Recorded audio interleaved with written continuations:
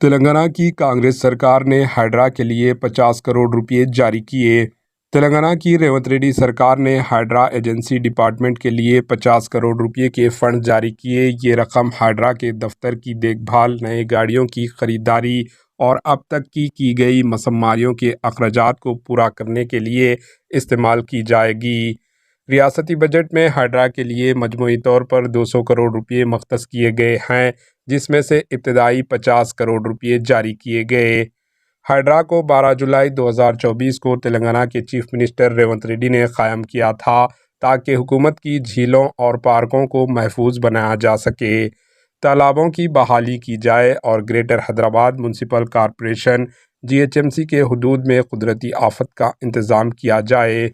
اگست تک ہائیڈرا نے outer ring road ORR کے حدود میں 43.94 ایکڑ قبضے شدہ زمین کو بازیاب کیا۔ مسمار کی گئی پراپرٹیز کی فہرست میں کئی سیاسی شخصیات اور کاروباری رہنماؤں کے املاک شامل ہے۔ مسماریوں کی کارروائیاں Lotus Pond, Mansoorabad, Banjara Hills, BGR Nagar, Gajularamaram اور امیر پیٹ سمیت مختلف مقامات پر کی گئی۔ ہائیڈرا کی کارروائی کا آغاز 27 جون 2024 کو فلم نگر کے کوآپریٹیو سوسائٹی لوٹس پونڈ کے پلاٹ نمبر 30 پر پہلے چھاپے کے ساتھ ہوا، جو غیر قانونی ڈھانچوں کے خلاف ان کی جارحانہ اقدامات کا آغاز تھا۔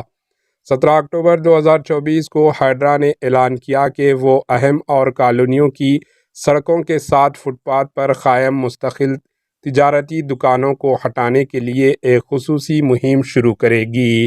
AV رنگناتھ نے کہا کہ ہائیڈرا ٹریفک ڈپارٹمنٹ کے ساتھ تعاون کرے گا تاکہ تنگ سڑکوں پر ٹریفک کے دباؤ کو کم کرنے کے لیے گاڑیوں کو موڑنے اور دیگر انتظامی اقدامات کیے جا سکے۔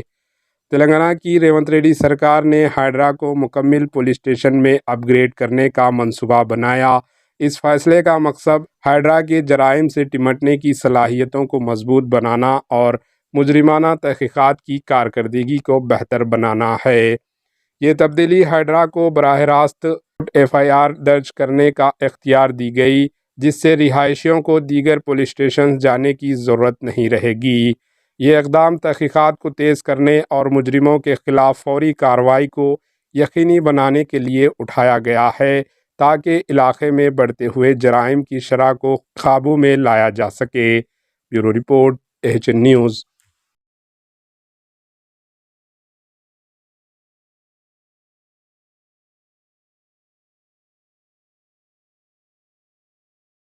ہمارے HN نیوز کو سبسکرائب کریے تاکہ آپ کو نوٹیفیکیشنز آتے رہے وقت پر۔